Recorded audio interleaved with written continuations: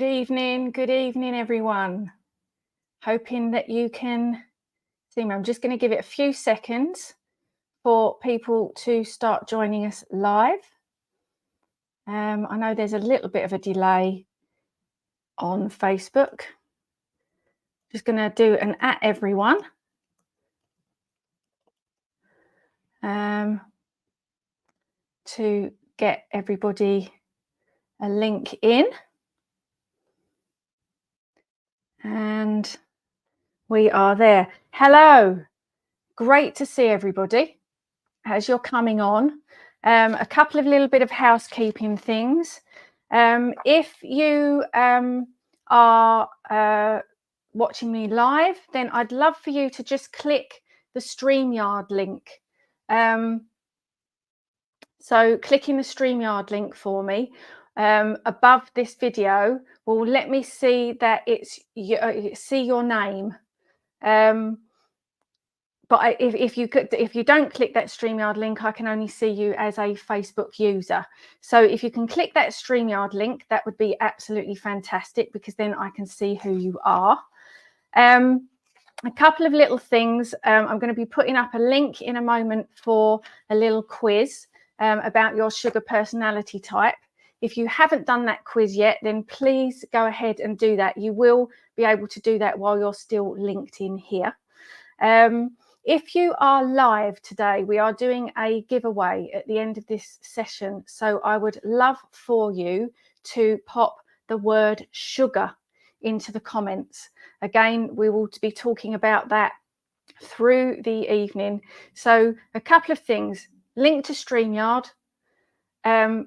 Do the quiz if you haven't done it already, and pop the word sugar if you are here live into the comments so that I can put you into the draw at the end of this evening. But I can't, unless you click that StreamYard link, I won't be able to see your name. So please do that for me. That'd be fantastic. Hello, Mum. I can see that you're there. I've just got everybody as Facebook users at the moment. So just try and click that link for me if you can. So that's the housekeeping. I am so excited about our guest this evening, because I'm honestly going to say to you that this beautiful woman has changed my relationship with food. She has, over the last year, she has helped me completely change my life. She is Sheila Keilty, known as the Undiet Coach.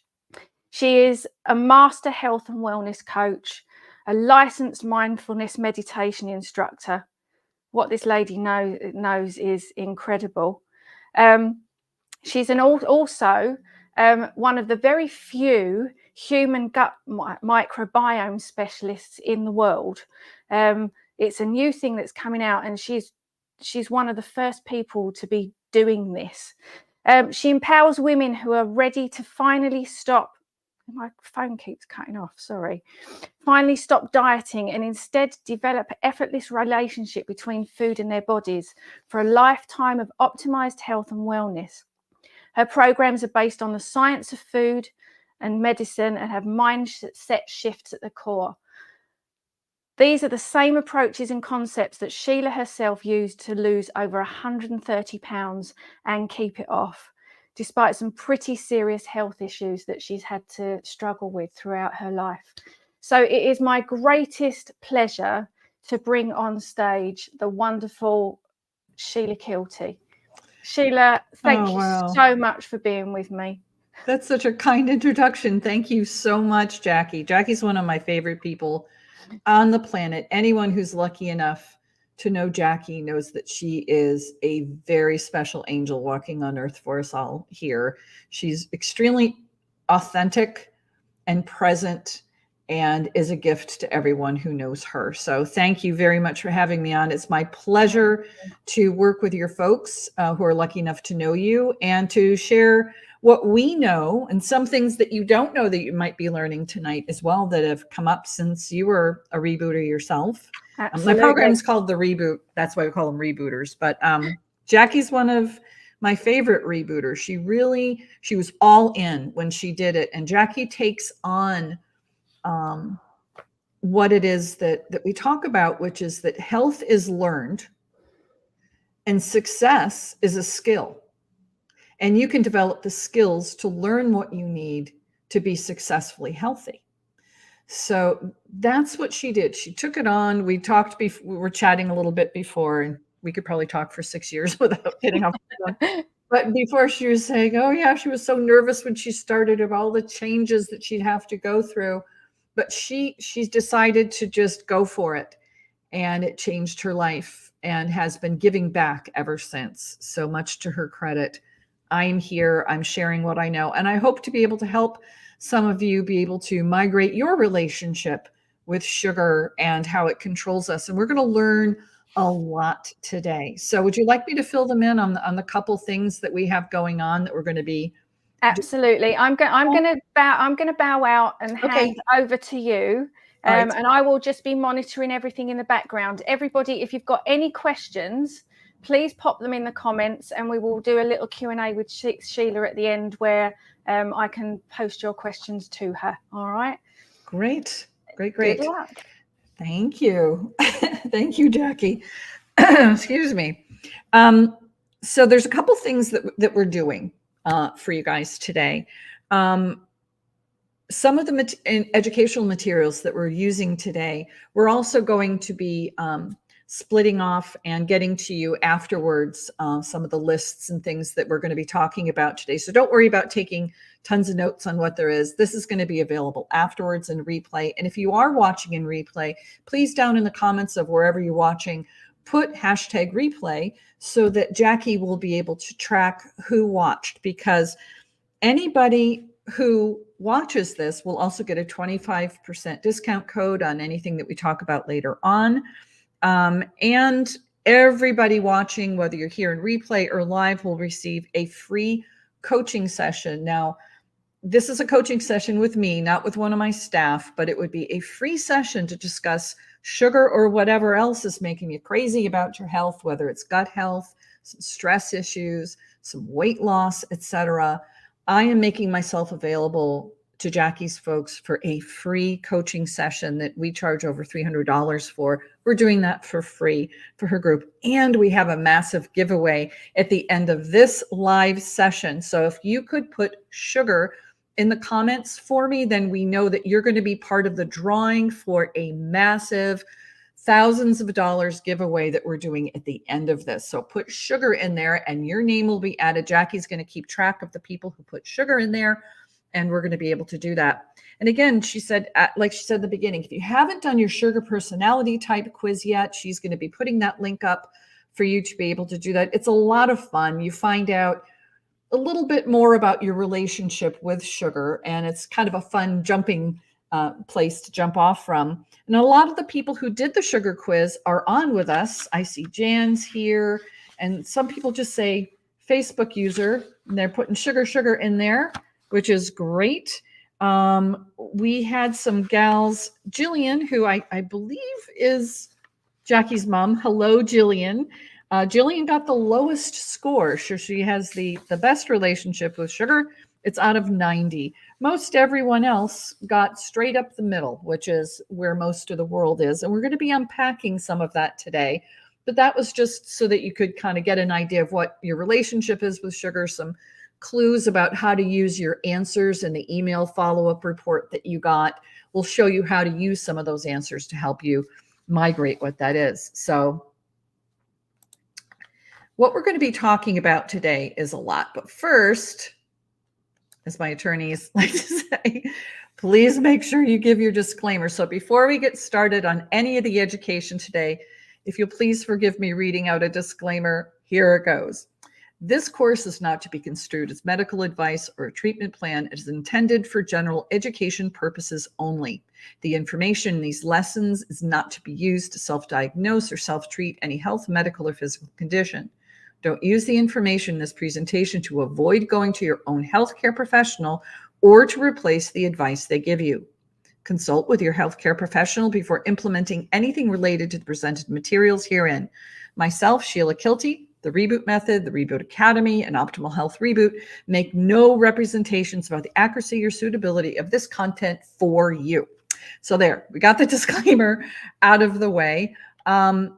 Jackie told you a little bit about me. I'm called the Undiet Coach. I help people stop dieting and instead develop an effortless relationship with food and their body.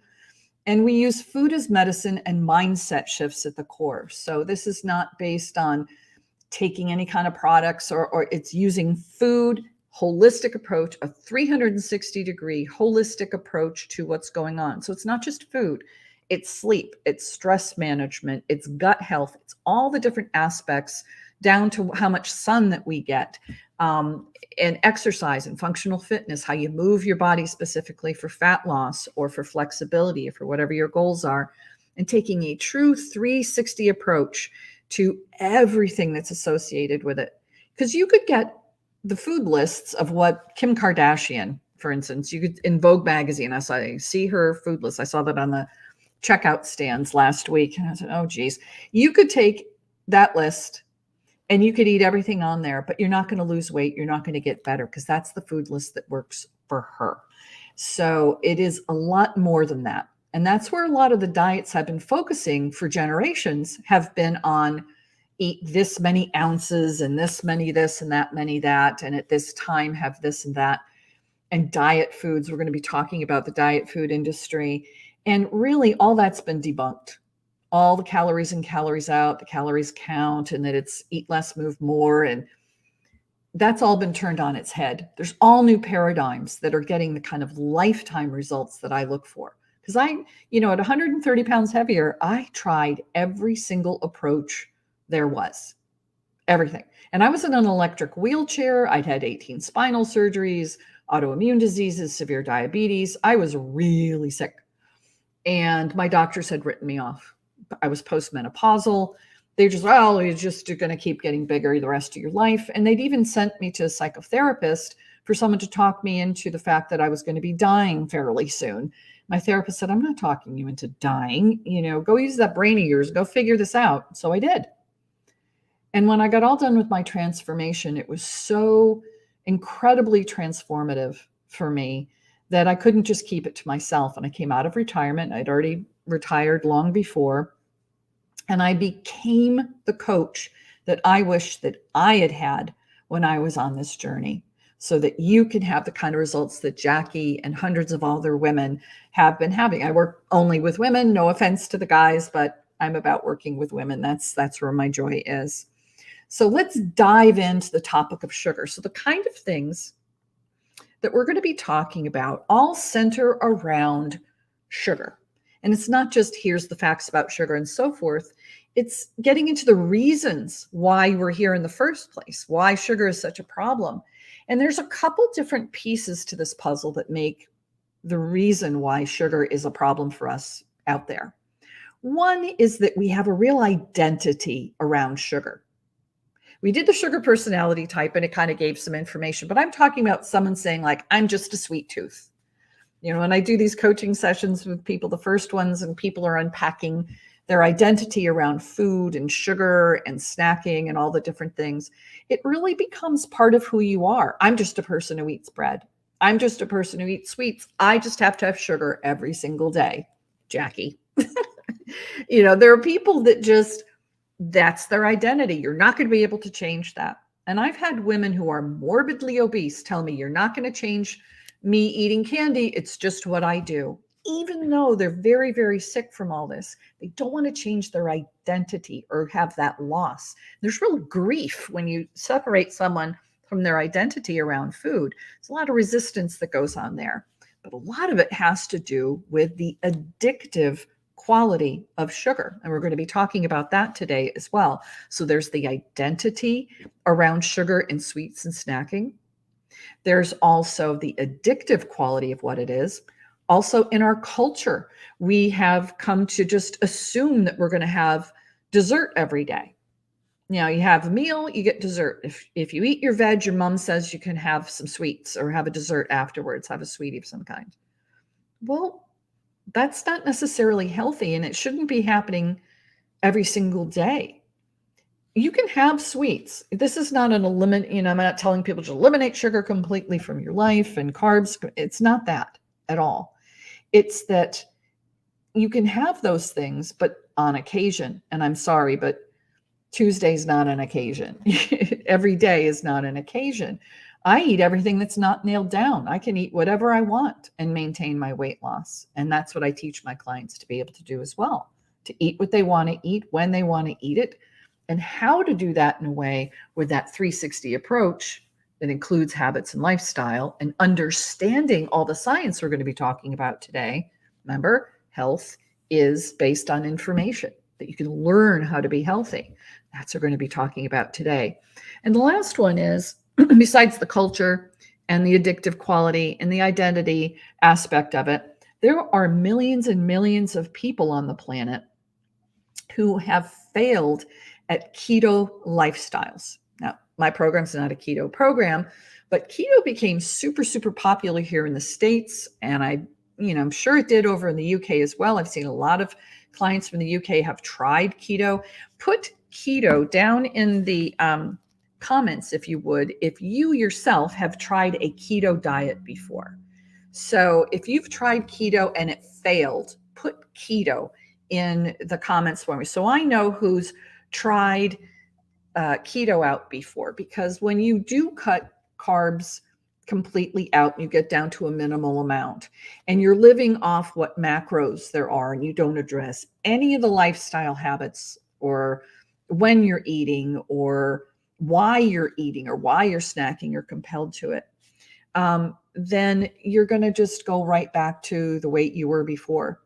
That's part of the failed keto. And I have a lot of failed keto people on even my success stories. So if you go to my website, Jackie can give you all my contact information, or my YouTube channel. Jackie will send that out in the follow-up information, how to get in touch with me, with a whole bunch of ways to see more about the education and success stories, the other people who've come along with Jackie's success story as well. And there's a whole bunch of failed keto people on there because it's a thing.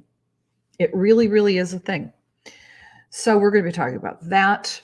And we're going to be covering the reasons why sugar is addictive, why it's so hard to quit, why it's imperative that we do quit, how dangerous sugar is in all forms, and the proven method and insider health coach tips that I usually share only with paying clients. I'm going to be sharing those tips with you today to start kicking the sugar monkey right off your back starting today.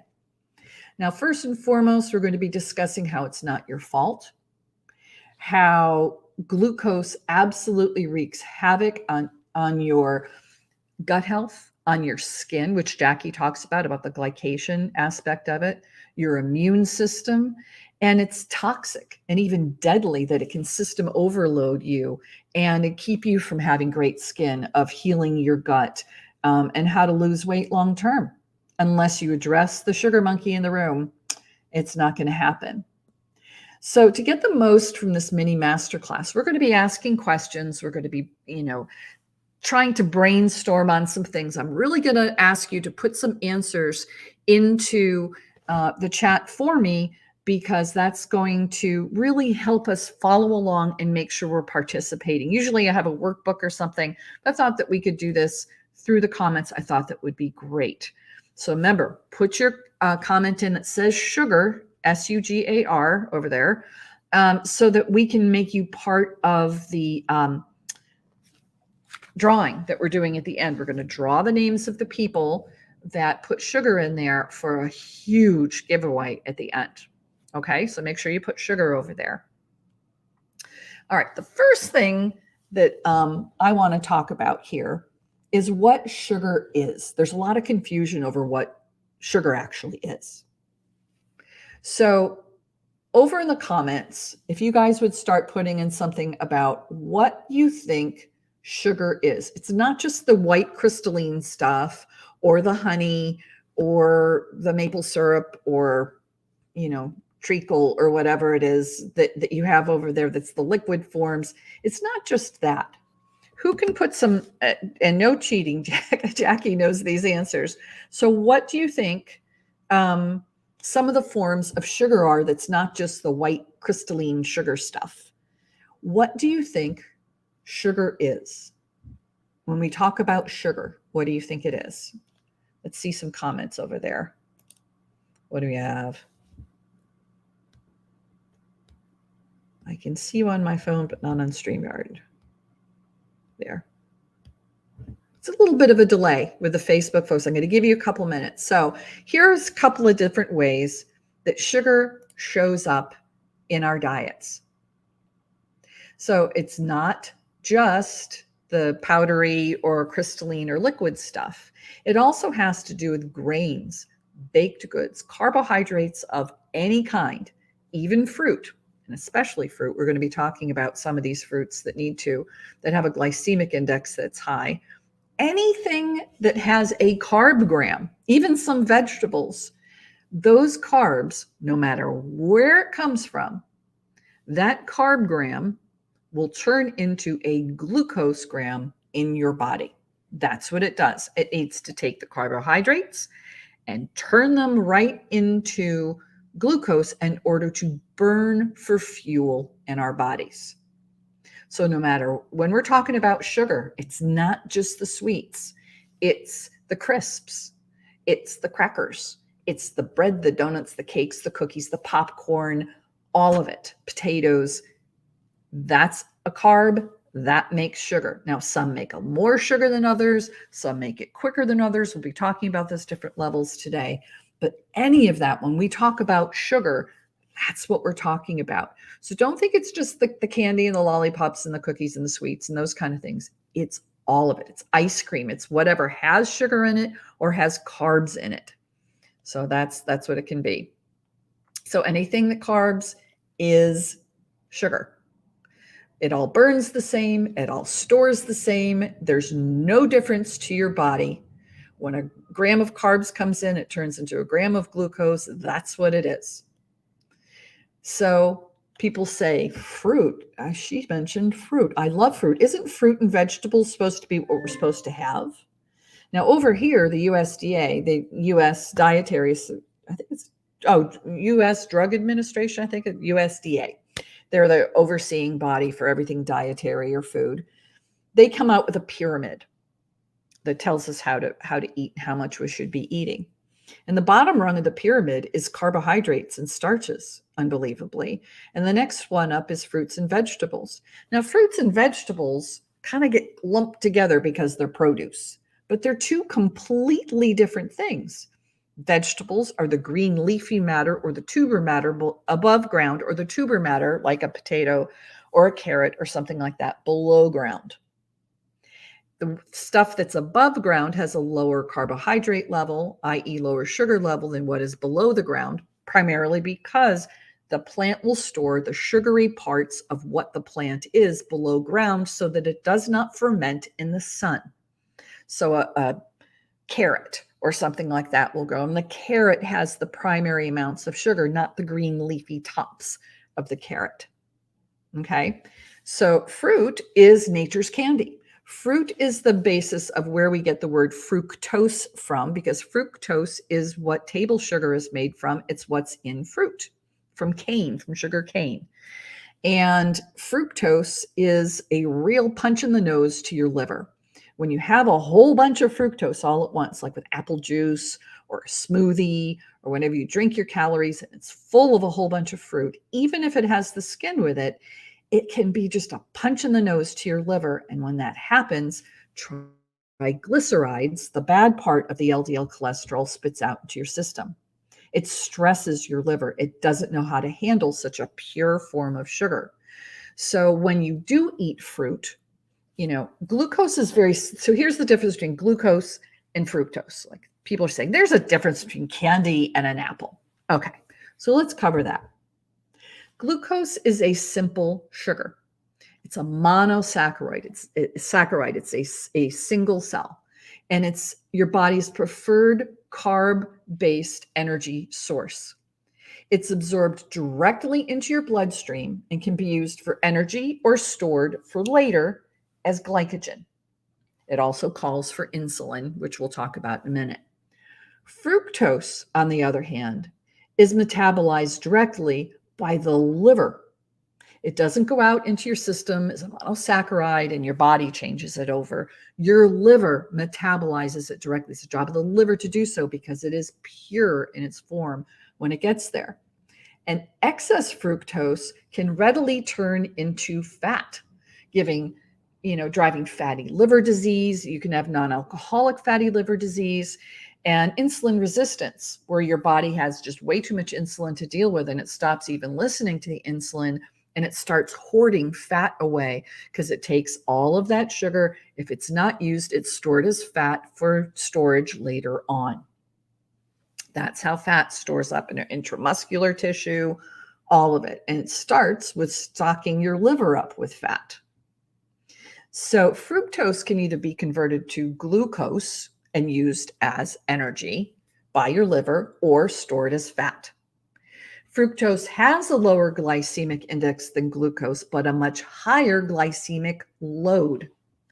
That means that it may show up on a list as having lower impact than sugary foods, but the glycemic punch in the nose, the resulting damage that it delivers to your system, is much higher, causing far more cell damage than simple glucose.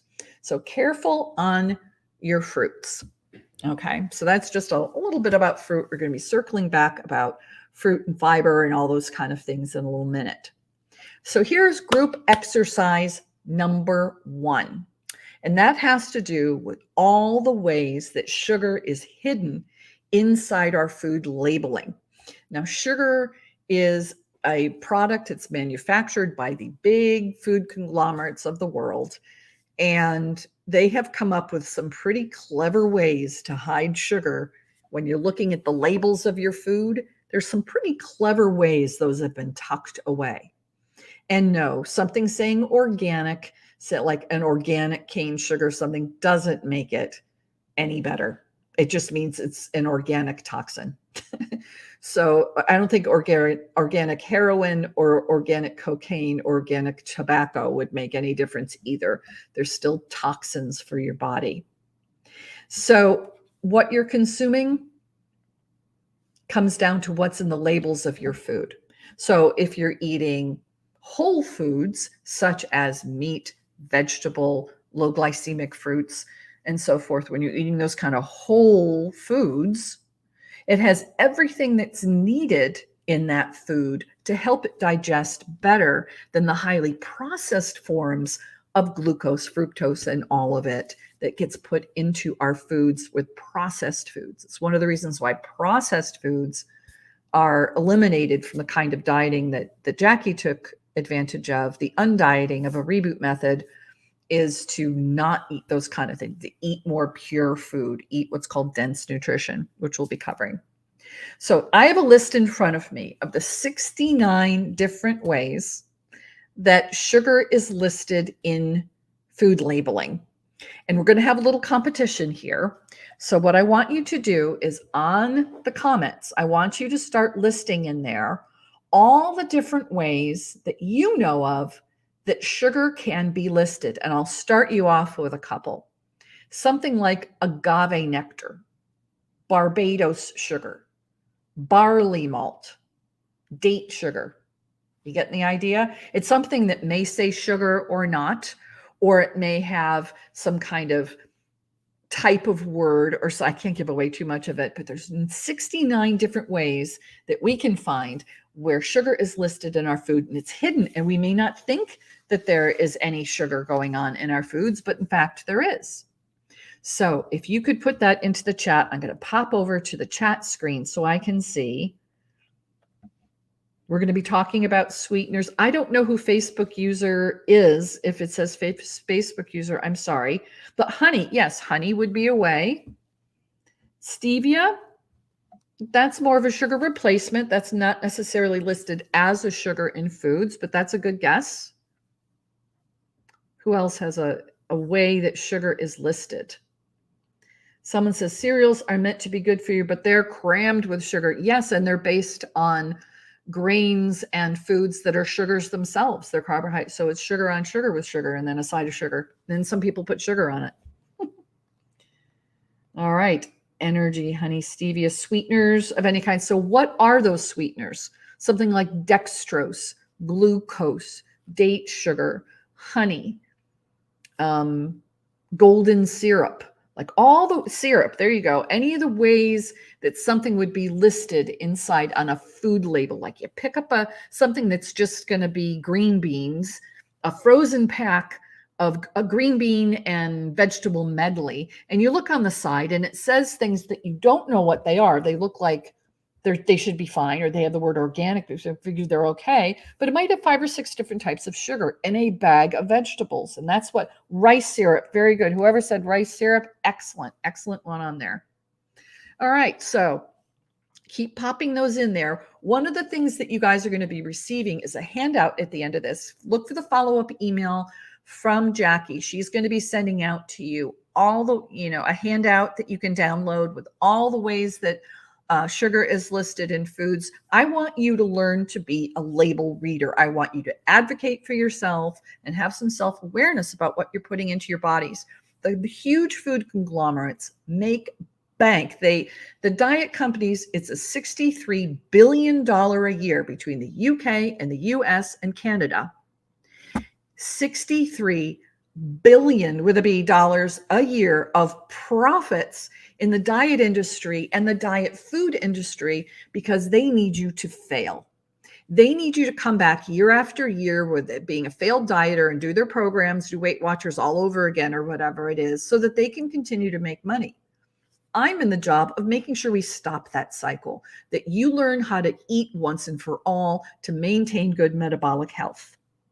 So when you go to those conglomerates and they count on you not knowing that you're running through the grocery store and you grab something that says all natural, low sugar or something, you're grabbing something that you feel is good for you and for feeding your family, because Jackie put a whole bunch of dextrose, maltodextrin, high fructose corn syrup.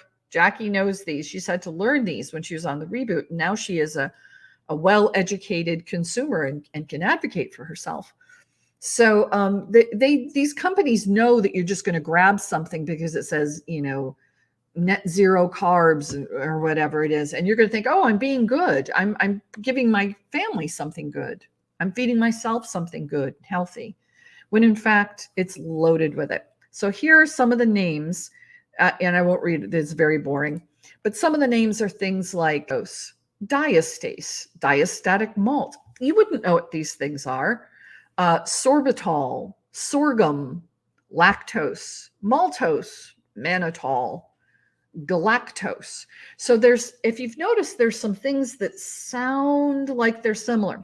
So here's some tips on being able to read these, okay? So anything that's slightly or healthy sounding word plus sugar. Beet sugar, brown sugar, cane sugar, coconut sugar. I haven't memorized them, so yes, I am looking down and reading these.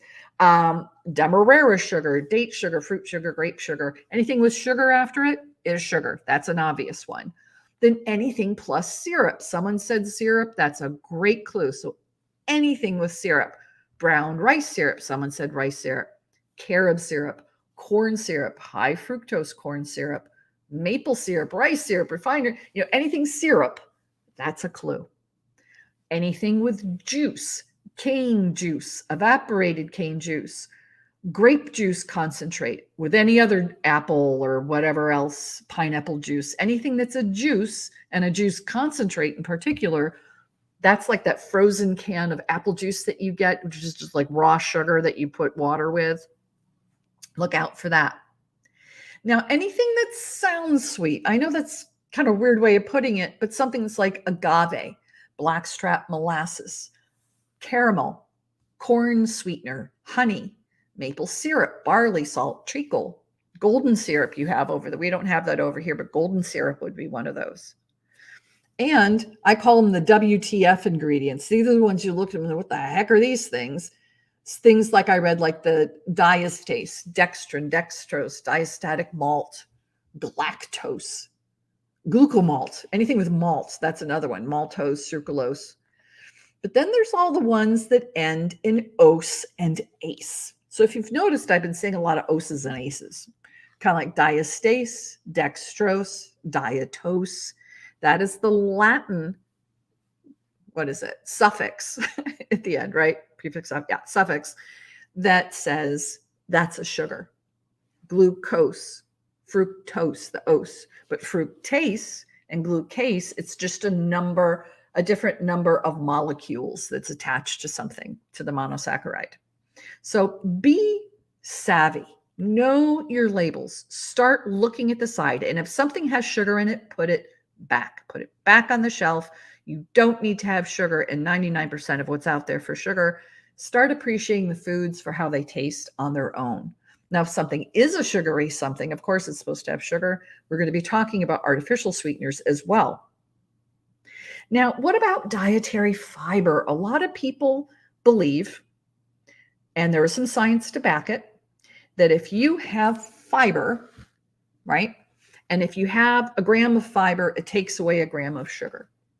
Well, we're not that mathematical. 1 gram of fiber does not take away 1 gram of sugar.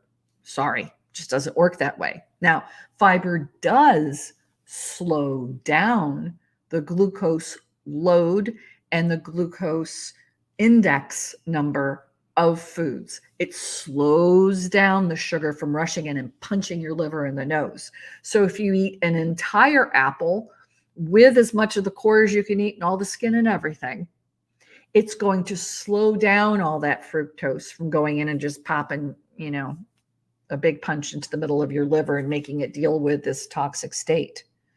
However, over here, now I don't know if it's over there. Can someone tell me in the comments whether you have something called net carbs? Do you have that over there, Jackie, where net carbs are a thing? Yes, Jackie, can you answer that for me? I can't hear you, hon. I think you're muted. Yeah, I am. Yeah. It's more of a keto thing. They talk in net carbs. It's not kind of something we talk in. Certainly, it's not something that was talked about on Weight Watchers. Well, it is now. So, is it? Do you see that like on cereals and crackers and all those cookies, like zero net carb and low carb? It's a keto friendly low carb thing and net carbs. And when you look on the side in a USDA label, Jackie, it says it has 54 carbs. Then it will say the fiber has 54 grams of fiber. So there's 0 net carbs in something. Yeah, we kind of have the traffic light system over here. So they do red, yellow, red, amber, green. And if it's green, it's good for you. And if it's, so they kind of do. We're still on the traffic light system over here. Well, check the traffic light system, everybody, and see Jackie for me next time you're in the store. Let me know. We can do a follow-up email. I'd love to know what's going over there in the UK. But in the US, it was given permission to have net carbs be a thing. And if that's more of a keto-y thing and something that you see on keto products, it's made its way to everything here. Fruit Loops, Cheerios, like all these big brands of cereals that we have over here say 0 net carb, because they picked up on the idea of the fiber reducing the impact of the glucose. But we're not that mathematical. It slows it down, but it's not 1 for 1. And do you know what they use as the biggest form? Can anybody tell me? Thank you for jumping on and answer that, Jackie. I really appreciate that. Can anybody tell me what the number one form of fiber that's added to something that has a 0 net carb result is something called cellulose fiber. Can anybody tell me what cellulose fiber really is? This is a biggie. We're allowed to put it in our foods here. I'm sure you have it there. I have seen it online in the UK. I looked ahead of time at some of the UK food labels and things like that just to get a taste of that, to get an idea of that, so to speak, before jumping on today. But what is cellulose fiber? Very close. What's the name of the person who said leaf material? That's a great guess. What's your name, the person who said leaf material? Let me know what your name is. Facebook user said leaf material. I don't know who Facebook user is, but that's a very good guess. That was Susie. She's good at this stuff. Good job, Susie. It's actually wood pulp. Actual pulp left over primarily from the making of paper. And over here, it's also the paper that's used to roll cigarettes. There's a lot of powdery, bleached cellulose fiber, which is sawdust, basically, that's allowed to go into foods. And sawdust causes all kinds of cancers and problems and blockages to your body. And that's the big lie of net carbs, is they can put anything they want into the food to make that fiber over here. I don't know what it is there. But in a 2021 human testing study about using sawdust in food, it was found that long-term consumption of cellulose gum fiber, that's what the technical term is for it, can alter the levels of beneficial bacteria and nutrients also to your gut. So it blocks the ability for your gut to have the nutrients that it needs. This supports previous animal study findings that suggest that prolonged consumption of this wood fiber can promote chronic inflammatory conditions, including colitis, metabolic syndrome, and colon cancer. In the US, it is the number 3 cause of colon cancer here, which is on the rise. So do not think that you can simply add fiber to something and to anything that's a sugary food or fruit and magically have it contain no carbs, no glucose resulting in it. Be sure to read your labels. If you see anything that says cellulose, cellulose gum, or cellulose fiber, it's actually sawdust. So buyer beware. So there is some true science about it reducing. As I said, it reduces the glycemic load. And if you're eating fruit like God and the universe intended you to, with the whole thing in season, not year-round strawberries from South America, there's nothing wrong with eating fruit. There's all kinds of phytonutrients included in fruit. It's not just a sugar bomb, but it is nature's dessert. There's a lot of sugar in it. And it's why it was only available seasonally at different times. And our ancestors would have it in season. So if you eat fruits in season, the phytonutrients are going to be very high when they're grown in, hydroponics or in, some kind of hothouse somewhere so you can have strawberries in July. It's just not going to have the same kind of nutrient value. And again, we want to have dense nutrients. We want to increase the nutrient value in what we're eating. So what's the answer? There's no shortcuts or cheats in biochemistry. Stick with low glycemic fruits. Now, who knows what a low glycemic fruit is? There's one category of fruits that is especially good for you, super low glycemic. Who knows what that is? Who knows what that is? What is the most low glycemic fruit and the best fruit option? Highest in fiber, highest in phytonutrients, excellent for your heart health, gut health, and all of it. Great for reducing your risk of cancer and all kinds of itises and inflammatory diseases. And it actually is really, really good for you as a fruit. It surprised me. Kiwis, nope, that's not. Kiwis are actually not the highest in glycemic load. They're very high in vitamin C, but they're not the lowest glycemic fruits. Citrus, nope. Citrus is not the highest glycemic, surprisingly. And lemons and limes are fine to have as seasonings. And then we don't eat buckets of them. Avocado, good guess. That is actually a fruit. Yes, you're right. We eat them more like vegetables, but they are a fruit. They have the seed, the whole thing, and they're wonderful for you. That's a great guess. So I'm going to let you know it's berries. So especially blueberries. They're very low in actual glycemic load and index. So if you have berries that are available to you, frozen or fresh, in season is better. If you can get them fresh right from the farmer's market or, right from picking them in season, they're the best. But berries are actually very, very good for you, low glycemic, excellent fruit to have. So if you're looking for the high phytonutrient quality, high fiber quality, and low glycemic, stick with your berries, and an avocado or two wouldn't hurt. Excellent. That was great. I loved that. I love you guys. You really are up on this. I love it. So let's talk about some myths, some other myths like that, just have all the fruit in the world. It's good for you because it actually has some things going on. There are some unnecessary and untrue things around sugar as well, and about keeping sugar from getting to your body. And there are all kinds of tricks and all kinds of marketing things that go on around this. My program is about that holistic approach. Food is medicine, learning about how to advocate for yourself, and mindset shifts at the core, lifestyle and habit shifts. It's not about taking supplements.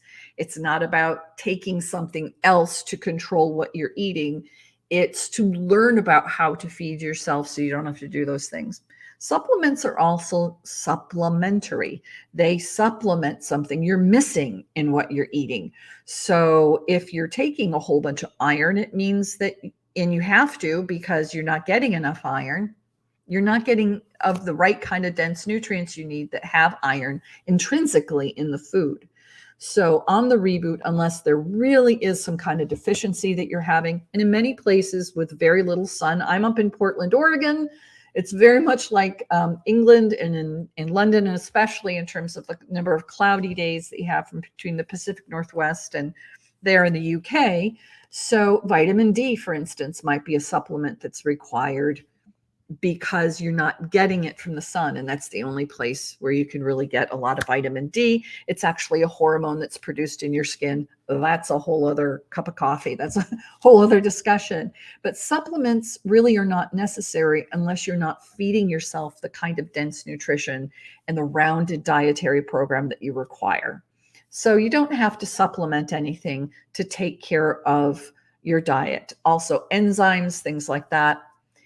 If you take those to take care of the sugar that you're eating, the only way sugar makes it into your body is through your mouth.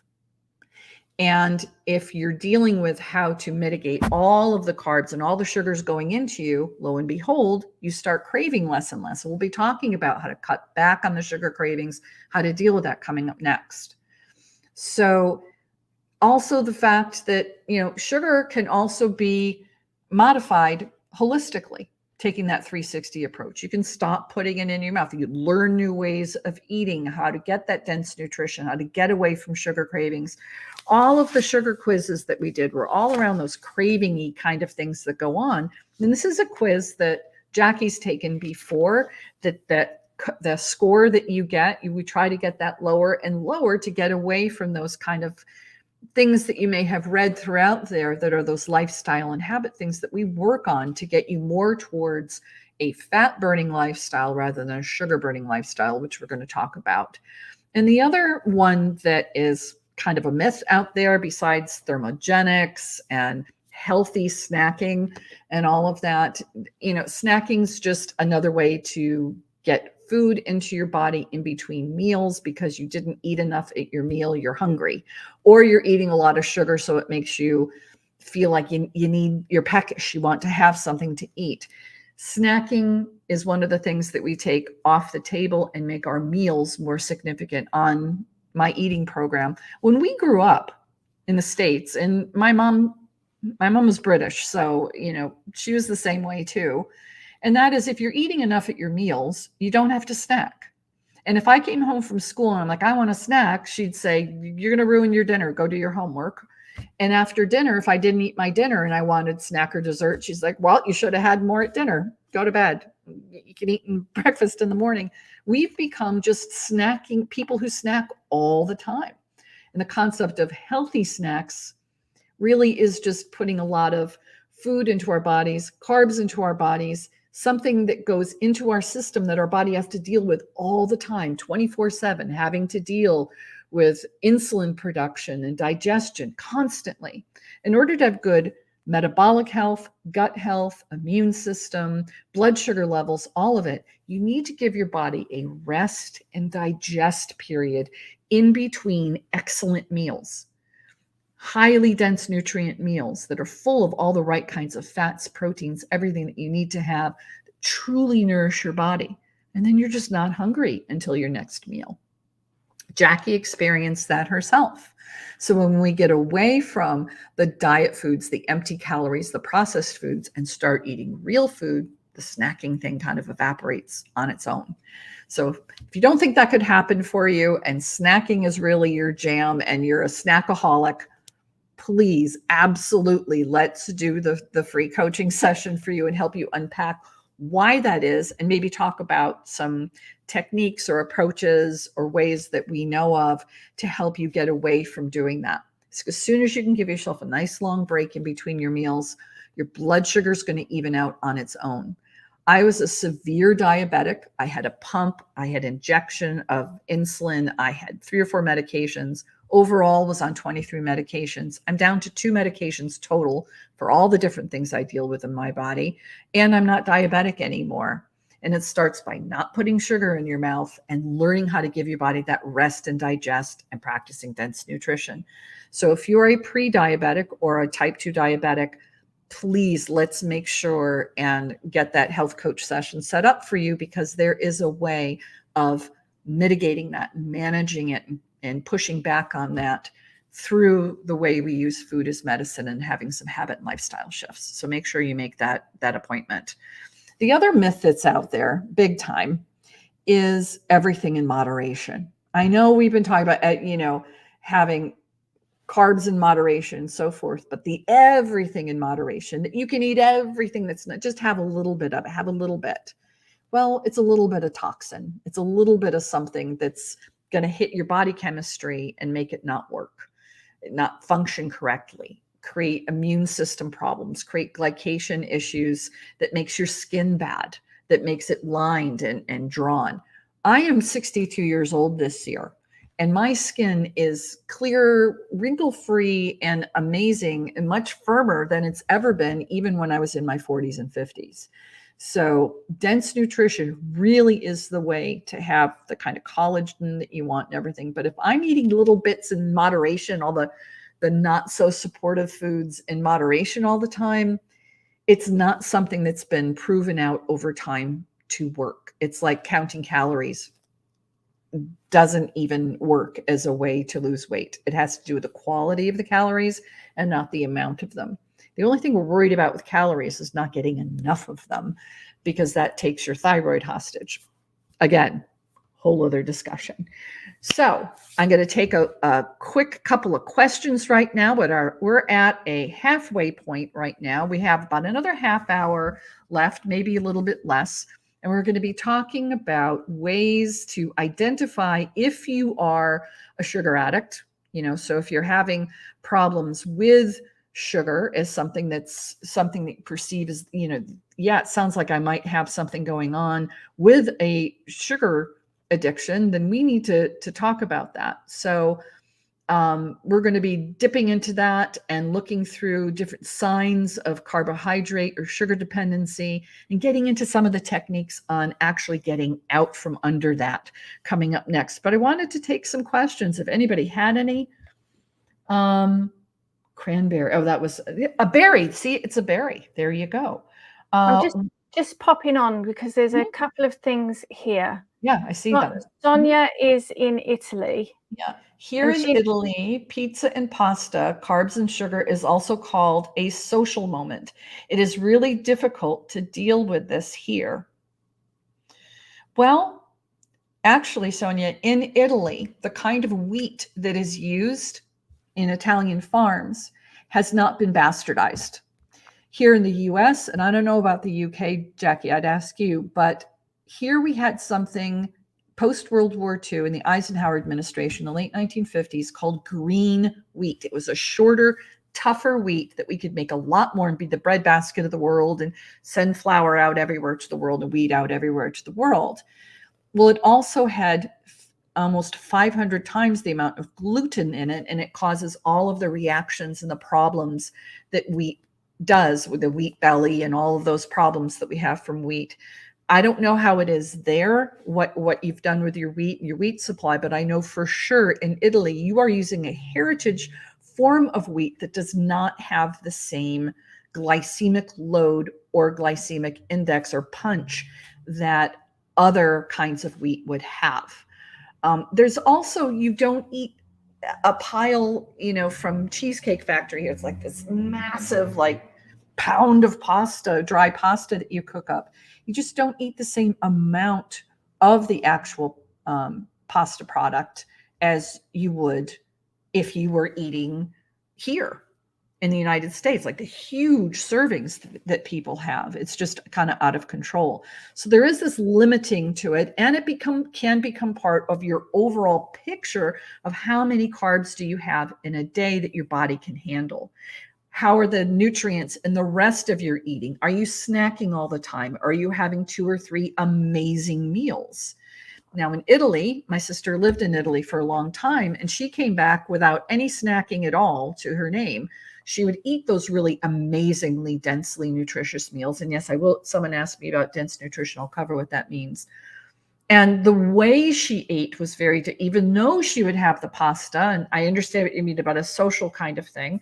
I'm 1/4 French. My family made bread all the time, but they would send to France. My great grandmother would send over flour for my grandmother to make here, because the kind of bread we had here wasn't very wonderful. So I hope that helps with what's going on with that and how that works. There is a way, once you are after fat loss, to introduce carbs back in, and we can talk about the different kind of carbs there are.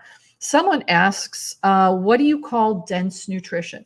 Okay, dense nutrition is having the maximum number of nutrients to the amount of calories that you're eating. So rather than processed empty calories or processed foods, it's using whole foods. I'm talking about actual broccoli with actual butter all over it, and a really good grass-fed steak, and maybe a sweet potato. Real foods that provide real nutrient values, that are super dense, something that is organic and perhaps local, seasonal. Things are going to give you the phytonutrients and the proteins and all the sources that you need for true nutrition.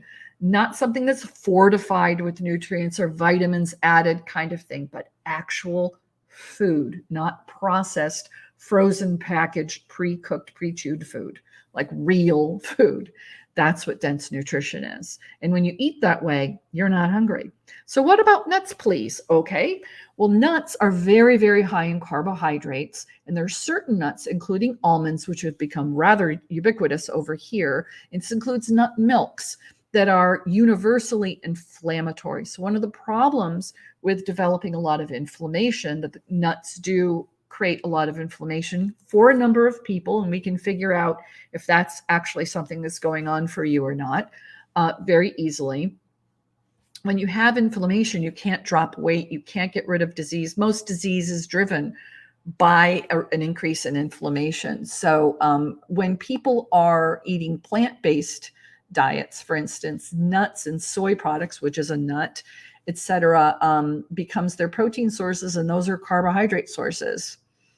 So that is nuts. We can look at it's one of those, have a small amount of them if you're going to have them, and test to see how your body responds to them, whether you have any bloating, headaches, digestive issues after eating them or not, and eliminating them perhaps for a while and seeing how you are afterwards. Eating sweets is a way of letting my emotions calm down. Yes, that's because it releases dopamine and endorphins. But there's a lot of other ways of getting dopamine and endorphins releasing into your body without it being twice as addictive as heroin and cocaine combined. That's right. Sugar's twice as addictive as heroin and cocaine combined. So yeah, it helps with that, but there's a lot of other ways of going, and that's part of the mindfulness studies that we do and helping you develop that in other ways besides just with sweets. What's happened to wheat grow? That's what's happened to wheat growing here. So Kelly, are you in the UK or are you in the US when you say here? She's in the UK. Okay, well, that's what's happened in the UK as well. I'm sorry. Yeah.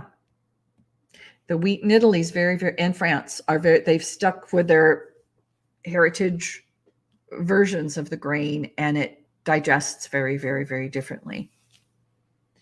So what about almond butter? same as the nut question, whether it's butter, milk, or just the straight up nut, you're going to get very high carbohydrate levels and all kinds of things that can be highly inflammatory as well for a lot of people, not for every. Almonds are pretty much universally inflammatory, but whether it's a milk, butter, whatever. And peanut butter, sorry, but that's legumes, which is a bean. It's not even a nut. Peanut butter's, it is a bean butter. It's not a nut butter, even though it's called a peanut. It is not. It is a bean. The Mediterranean diet is supposed to be healthy, isn't it? Yes. Well, the Mediterranean diet is very much like how Jackie and I eat on the reboot. It has to do with olive oil, avocado oil, fresh caught fish and seafood, well-sourced proteins, not a lot of snacking, not a lot of munching on empty calories, and really making best use of the produce that's in season. Picture you live in the Mediterranean and you go down and you go by the seaside. You get the fish that was just caught. You go over to the butcher shop, or you go to the farmers and the people who are outside. You get your bread and you get your this and you get your that for your meal, and you bring it home, and those become the ingredients of the whole foods. It's very, very good for you. A lot of omega-3 oils as well. Does that include coconut milk as well? Great question. Coconut, even though it's a nut, the meat of it, what's extracted in the oils, are super high in omega-3 oils and other kinds of fats that are very, very good for you. And they're anti-inflammatory in nature. There's some additional types of properties to coconut, even though it is a nut. You can do coconut butter. You can use that on some things. It's called manna, M-A-N-A. That also is something that you can do. And you can have coconut as something, and coconut milk, coconut cream, all of that. Just beware of the coconut milk that's in the carton. Look on the side. Make sure it just says coconut and water. It shouldn't have any other ingredients. If it does, walk away. Any of those sugars that are on that list too, so you read them. Coconut milk is a good one to have. Yes, it is, Jackie. It is very, very good. In fact, coconut cream is something that people put in their coffee instead of regular cream for a lot of cases if you're staying away from dairy. Whole milk dairy is better for you than the non-fat dairy. Well, these have been incredible questions. Should we jump on to the addictive quality of sugar, Jackie? Would you like me to sojourn on? Should we keep going here? Yes, please. All right, ladies, here we go. It's all about addiction. So we've talked about how your brain kind of lights up. You know, when you do those MRIs on those CSI shows and they show how your brain lights up different colors and things like that. Well, they looked at heroin and cocaine addicts, and they show them in that machine. They show them pictures of people using heroin and cocaine, and their addictive center lights up. And then they show people who eat a lot of sugar, people eating sugary foods, and pictures of sugary foods, and it lights up twice as much as cocaine and heroin combined. So sugar is highly, highly addictive. And once your body gets a hold of it, it wants more and more and more. But it's rocket fuel. We only burn two kinds of fuel. We burn sugar or we burn fat. Those are the only two sources of fuel. Protein is not a fuel for your body. It's there to build tissues in your body.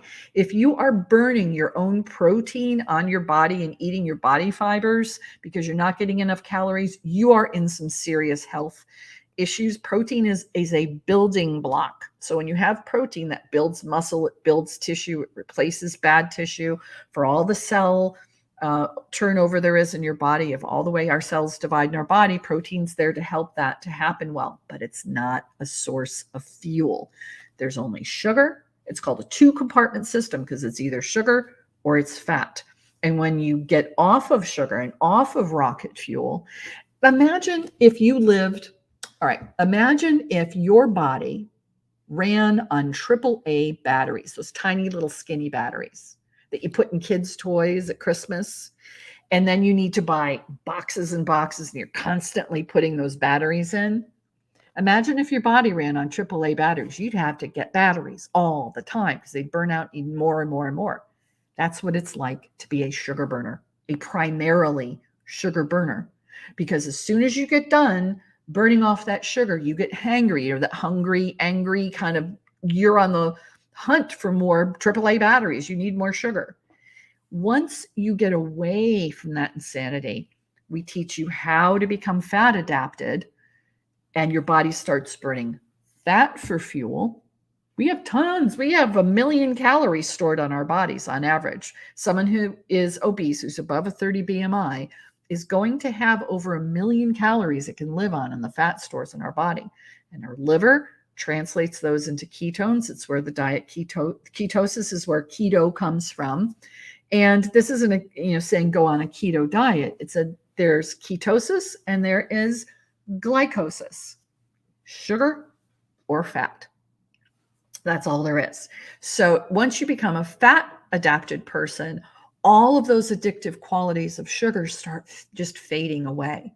All of a sudden, you're not looking for snacks. You're not looking for the AAA batteries. You're not looking for the endorphins from the sugar. You find other ways of doing it. And it's like, instead of the AAA batteries, you've put a big car battery in, and it runs and runs and runs clean and wonderfully, and you don't run out of fuel, which is why you can go for a long time in between meals and you're fine. You're not hungry at all. So let's talk about the addiction. Like everyone talks about sugar addiction, right? So there's a definitive criteria for addiction in general. And I have it written down to make sure I get it right. So addiction in general, put cigarettes in, put whatever, the gambling, like whatever it is, it's addiction. The qualities of addiction are issues with tolerance to even small amounts that can create symptoms. So the person who's an alcoholic, who even has a little bit of alcohol, you're off and running. When you remove the substance, you have withdrawal symptoms. Everybody's aware of those. And you experience persistent cravings that don't go away. You just crave. So in addition to these criteria, the signs of carbohydrate dependency or addiction include difficulty losing weight. So if you've been doing everything right, you've been putting the foods in your body you think you're supposed to, you've been sleeping well, you've been doing all kinds of things, you get taking care of your gut, but the body weight will not go off, we should take a look at your sugar levels. What are you burning for fuel? And take a look how often you're eating. What are you eating? How many grams of carbs are you getting a day? What sources are those coming from? So difficulty losing weight could be one. Energy peaks and crashes throughout the day. Put me in the comments if you have a sugar crash late morning or mid-afternoon. Who has a sugar crash? Who has that crash of energy in the afternoon? The reboot recommends wild rice. Yes, only once you've hit maintenance. Rice is nutrient dense, but it is a grain and can cause a lot of inflammation for people, and it's super high in carbohydrates. So rice is not something that's recommended during fat loss. It can be added back in later on. Someone also put, interestingly, I had the flu and was in bed for 3 days. No appetite. Gradually started eating eggs, natural food, and smaller appetite. This week I had some chocolate and it tasted really odd. That was a wake-up call. It wasn't a natural thing for your body. Yeah, you lose your taste for it. So you broke your sugar monkey. Don't put it back in your body. That includes carbohydrates. You have gotten to a place where you're burning fat for fuel. You're a fat burner now. So you're fat adapted. Someone says, what about eating a small piece of dark chocolate a day? Is that Jillian? Jackie told me that her mom likes to have a piece of chocolate every day. Is that Jillian's comment? I can't hear you, honey. Can't hear you. Sorry, I'm worried that you'll hear me in the background. That was Rita who asked that question. Sorry, Jillian. It was Rita. Everybody asks that. Chocolate's one of those things, if it's sweetened with stevia and not sugar or erythritol, can be something that has a lot of incredible phytonutrients in it and things that are good for you. I don't know about every day. That sounds like a dependency or something where you're looking for a substance to kind of give you that something sweet after you've eaten. That's one of those signs of a sugar addiction, but a couple times a week would be fine, so long as it's not sweetened with straight up sugar and so long as you're not eating like 20 ounces or something.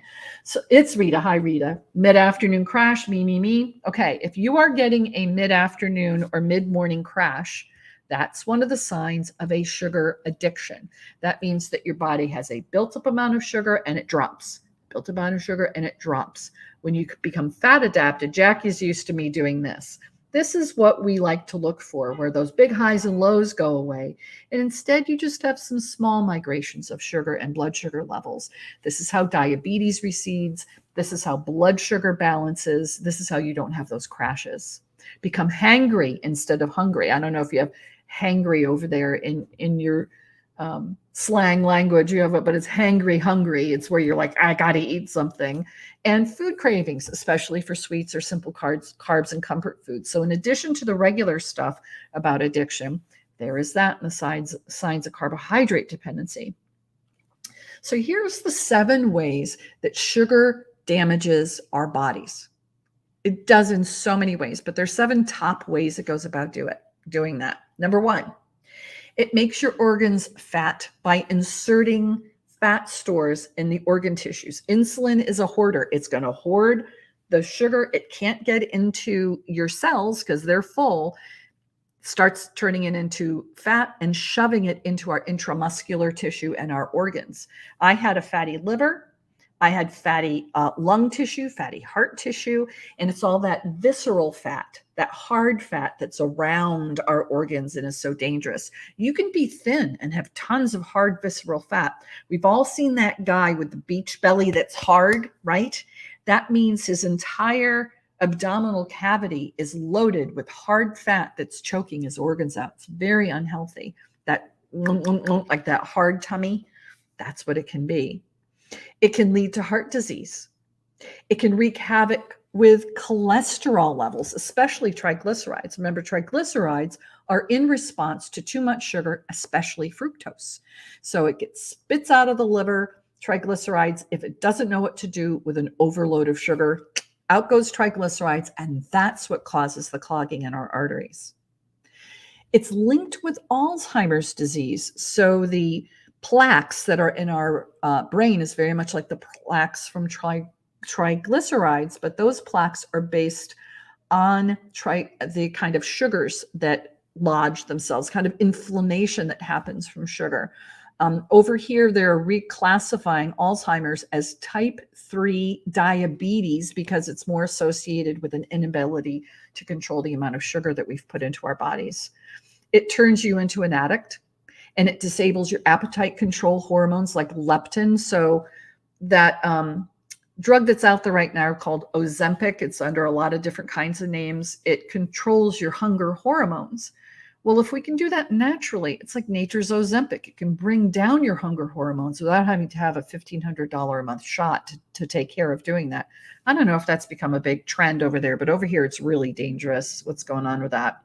And it can also make you depressed. It can lead to all kinds of depression. It's not just a taking away of the endorphins and dopamine, but when you're used to endorphins and dopamine and you get the withdrawals from it, or you get an overload of all the different kind of hormones and chemicals that are released by the brain that keep us stabilized, if those are off, if those are going way up and way down and way up and way down, you're going to be getting deep in depression and anxiety states. Sugar spikes your blood sugar levels, which then spikes your insulin levels, which then signals all different types of fat storage and everything, and can lead to obesity and chronic systemic inflammation. It is not your friend. So sugar damages your body systems extensively. So we talked about the general ways it hurts your body. It also hurts your brain. We talked about the reward centers in our brains that light up. Twice as addictive as heroin and cocaine combined. We talked about that. And also the Alzheimer's and the plaques. For your skin, sugar accelerates aging and exacerbates conditions like acne and rosacea, in addition to the glycation and the oxidation that causes wrinkles and bad texture of your skin. You can also increase the likelihood of acne and rosacea as well. Your liver converts surplus sugar into fat. Overloading your liver can cause things similar to if you're an alcoholic. Non-alcoholic fatty liver disease is the same as alcoholic fatty liver disease, just non-alcoholic version from too much fat being stuffed into your liver. And it's one of the primary markers of metabolic syndrome, which is death from being too overweight.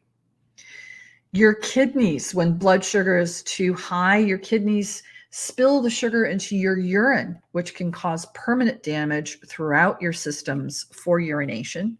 In your mouth, sugar consumption can cause tooth decay and gum disease. Too much sugar in your heart hardens your arteries and damages that. For your gut, it throws off your gut health and disrupts all your microbiome balance. Your pancreas, of course, it's hard on it because that's where insulin's produced. And it is the #1 cause of the out of control rates of infertility that we have across the entire planet. If you look at the amount of sugar that people consume and the obesity epidemic that goes along with it, infertility rates go along with it and also cause things like PCOS, polycystic ovary syndrome, all kinds of things in men and women, and can affect sperm quality, testosterone levels, everything, all of it. So in the first 60 minutes of eating sugar on a sugar binge, there's all kind of a cascade of things that happen to your body during that first 60 minutes. And there's no pulling back from it. It just has to go through between your blood pressure being raised and what that does for you, et cetera. There's a whole wave of things that happens in that first 60 minutes. So has any of this been an aha for anyone? Has anyone go, oh my goodness, that sounds horrible. I didn't know sugar was that dangerous. Any aha moments? If you've had an aha moment about sugar and you're rethinking how much sugar you put in carbohydrates, and especially processed ones that you put into your body, put aha, AHA for me, into the comments. Put aha if you've had an aha moment today. And anything we talked about with the addictive qualities of sugar, the 2-compartment system for fuel, what dense nutrition is, what snacking does. We've talked a lot of things today. Put aha for me into the comments if you've had any big aha moments. There you go. Hell yeah. Thank you. I like that. I like you. Whoever said hell yeah, thank you. I like you. You're my kind of gal. So that was Louise. Thank you, Louise. My Aunt Louise is my favorite person in the world. She would have been, hell yeah, she would have been too. I've never met a boring Louise. So thank you, Louise. And Rita says aha as well. Oh, thank you, Rita. So here's something that is new to the reboot as well. And it's something that Jackie hadn't learned either. And we used to say that the fix for the kind of sweets that we would eat, there would be 2 different things. So what are the different things that we do when we're on a diet, when we're trying to lose weight, that we do to replace the sweets?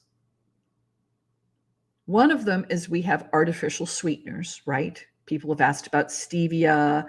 There was a couple of those on there, or Equal, or those kind of things that sucralose, things that people use to replace sugar, like a sugar replacement. And it's why people think drinking diet soda is fine. It has no calories, it has no sugar, it's fine. It's diet drink, it has diet in the word. But diet soda has artificial sweeteners and all kinds of chemicals in it that are hormone disruptors, that are insulin disruptors and insulin dysregulators. So it's actually causing you to gain weight. So if anybody's drinking diet sodas, please stop. They are not good for weight loss at all, and they're actually extremely unhealthy. But what about swap foods, right? That's something that was big in the keto world, all the mug cakes and all those kind of things. You know, people look at, I could do a swap. I could make a mug cake that has almond flour instead of real flour, and has stevia or erythritol instead of sugar. And then I'm okay, Sheila. Then it doesn't have grains and it doesn't have sugar. So I'm okay, right? No, we used to think so. I used to teach people how to make swap foods. I mean, Jackie can attest to that. I used to say, here's your swap food list. If you want to have cookies, have these cookies. If you want to have cake, have that version of cake. And the thought was, and the thinking, the science at the time was that so long as you weren't putting grains and all the inflammatory and nasty gut things about grains into your body, or certain processed carbohydrates, or you weren't putting actual sugar in it, that you're going to be okay. But we found out that's not the case. The sugar addiction quality of it has also to do with sweet craving. So the two different things that have come to light, one is sweet craving. So if you have not taken care of this habit you have of craving sweets and satisfying with something, whether it's a swap food or not, a diet version, a healthy choice cookie versus a cookie. You have that whole diet food version of something. And keto diets are packed with swaps. There's a swap for your swap to have swaps. I mean, there's swaps for everything. Keto approved, and this is keto versions of the foods. Well, you're not handling your habits and your lifestyle problems that got you into trouble in the first place. So the minute you stop replacing it, jumping through the hoop of all the swap things you have to do with mug cakes, as soon as you go back to cake and not mug cake with all the like dietary things in it anymore, you're going to go right back. Your weight's just going to fly back on.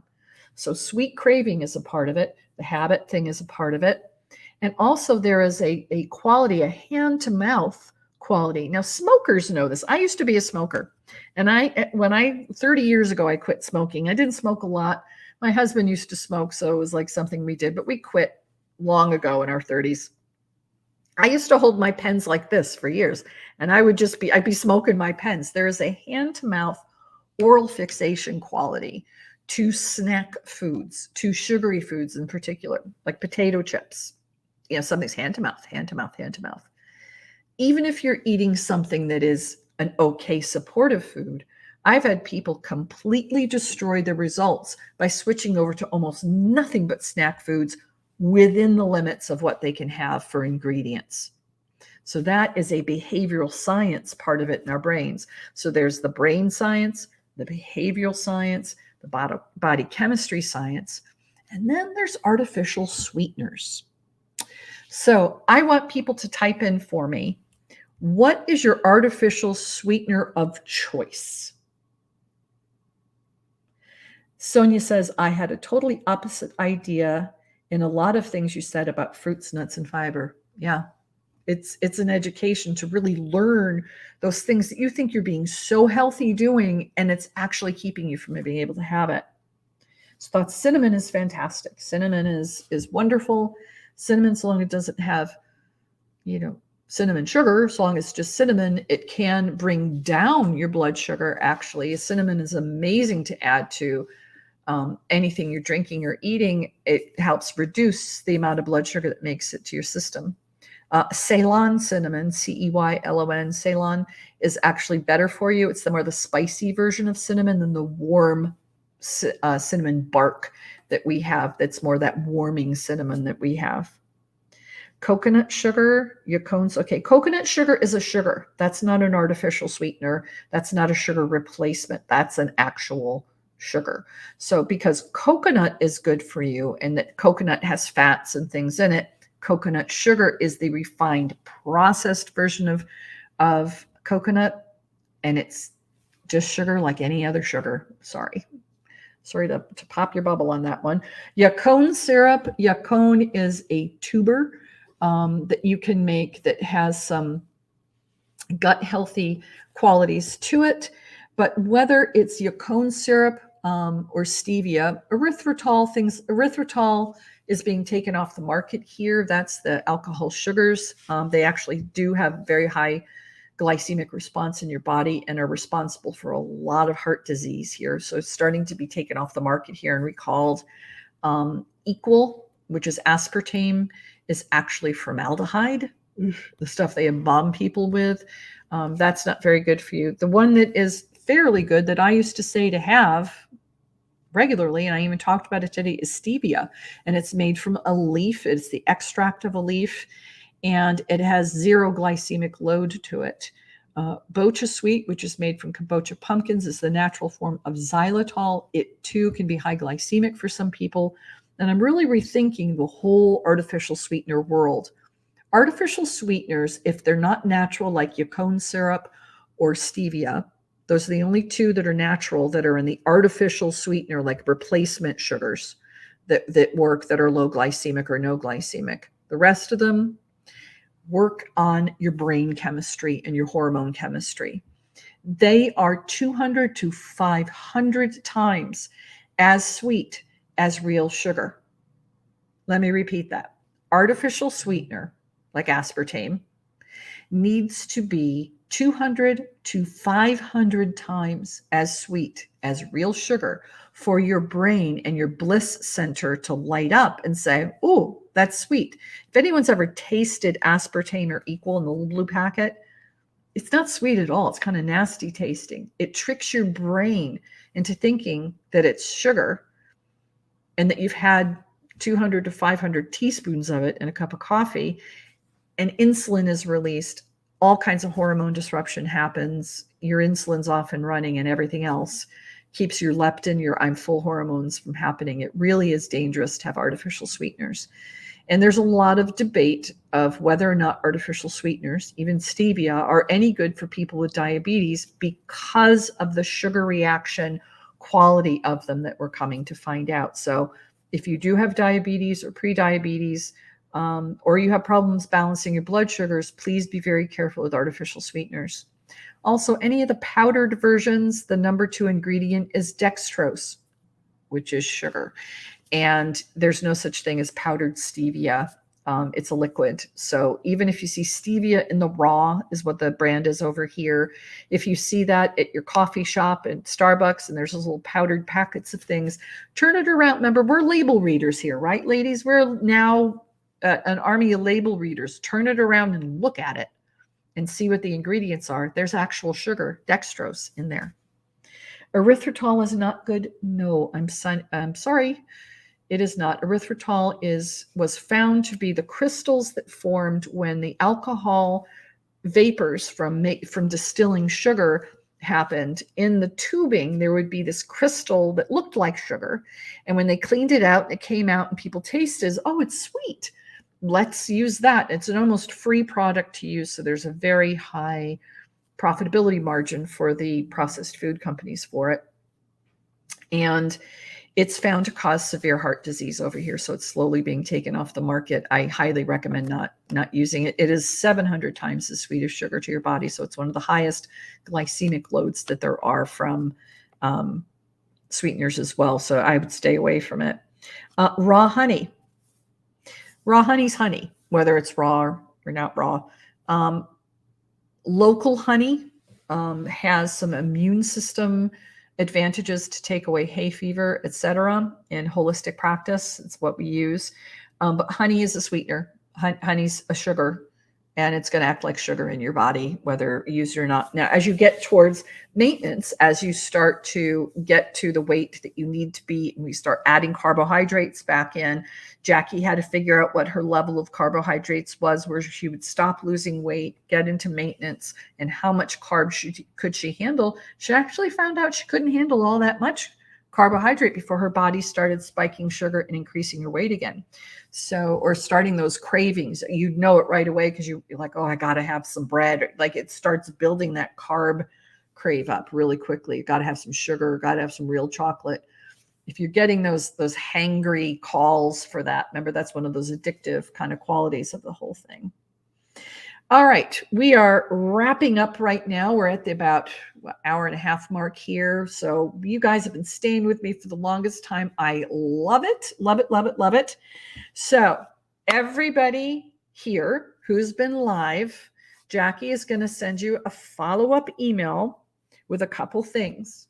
One, and you can let everybody know this. It's the link to get your free coaching session. I advise you to get this. You answer some questions, and I get on and I give you a free $300 service of a one-on-one private coaching call. Absolutely, you will learn so much about what's holding you up. And then there's also the discount code, which is Jackie25 to get 25% off. any of the services that I provide. There's tons of classes, tons of services, tons of things. You can use that on absolutely anything. And we have a very special one-person winner who is going to be, you have cravings in the evening. I want to address that with Sonia. If you have cravings in the evening, it means you've had too many carbs throughout the day and you've had a crash. So it's building and building and building, crash, and then you start craving again. If you go into sleep having had sugary foods, you're going to be a sugar burner again by morning, even if you've become fat adapted, and you're going to be in weight gain mode and have very poor sleep, which means you're putting on even more weight. So if you're getting those cravings, take a look back, an honest look back at how many carbs did you actually have. And there's a free app called Chronometer, Chronometer, Chronometer. And I don't know if I spelled that right. Chronometer, Chronometer. I'll put it in the comments. I'm terrible at spelling out loud. You notice? Terrible. But it's a free app, and you just put what you ate in a day or two, and you can kind of figure out where your carb levels are. And if it's high, you're going to be having cravings. If it's low, you're not. It's pretty easy. It's been a wonderful evening. Well, thank you. Well, it's not done. Everybody who put sugar in there, she has a bowl. Let me tell them what they're winning. Okay. All right. We are giving away a scholarship for 50% off my 16-week full reboot method program. It's worth thousands of dollars that you'll have taken right off the top, and you'll be able to get the reboot at a price that we have never once charged for it. It's going to be super, super easy to be able to do the reboot. So for one person, we're pulling the name, and you can give this to someone. So if your mom or coworker or sister or somebody is having a hard time with health issues or weight, please hand them this thing. I will honor it. So go ahead. Let's see who it is. Okay. So we're doing really technical. Little bits of paper in a bowl. So I'm just right. So this is the lucky winner. Who is it? Oh no. Jan Moss. Jan Moss. If you're here. Jan, are you still here? Are you still here? I don't know whether she's still here. She was here. She was. Well, Jan's going to find out about it. In the comments, but she did. But she may have had to go. But she was back there. I saw her asking questions before. Yeah, but just so you can see, Jan Moss, she's here. Hey, Jan. Hey. Congratulations, Jan. Congratulations. I'll be in touch with you in how to get hold of Sheila for that. You're very welcome, Jan. And we're going to get you. I have Jan's results right here. Jan was a sucrose sorcerer. She had a 40 out of 90. And we're going to help you dial that down, sister. We're going to help make that happen. So congratulations to everyone. Please take advantages of the links that Jackie's going to be sending out. Please offer it to everybody. If you put the hashtag replay, you'll also receive the discount code for 25% off all of my services of any kind or any of the classes. So be well, reach out. She'll have all my contact information. Please make that part of the email. Yeah, if you have any questions, just let me know. Jan's woo-wooing it over there. If I haven't got emails for you, I'll put it onto Messenger, because I know some of you aren't registered on my email list. So I'll pop it on Messenger. So just check that you go into your sort of message request things if you've not heard from me before. But I will be sending it out to everybody. Thank you, Kelly. Brilliant. Yes. Sheila, thank you so much. As always, I've heard a lot of it before, but it still blows my mind. You know, because you keep up to date with the science as it happens. And I know that you're constantly studying. Yeah. You're doing your masters and all that kind of stuff. And so I can talk to you for hours. Well, we do talk for hours. We do. And I just thank you. I know how busy you are, so I'm so grateful for you spending the time to come and talk to everybody today. My pleasure. And if there's any other topics you guys want to know about from the kind of things that you've been wondering about your health or anything, please let me know. If I don't know, I'll research it and I'll get on. I'd be happy to do this anytime. Thank you so much. Thank You're you so everybody welcome. for I mean, we've been an hour and a half. We weren't intending And that, I don't think. And yes, everybody has no. stayed, and so Ugh, grateful for everybody spending the time this evening. thank you, ladies. It's so late Thank there. you Thank so you so much. We're much. gonna say goodbye. Sheila, stay on Bye. for a minute and I'll just end the stream for I everybody shall. else. Night, night, everyone.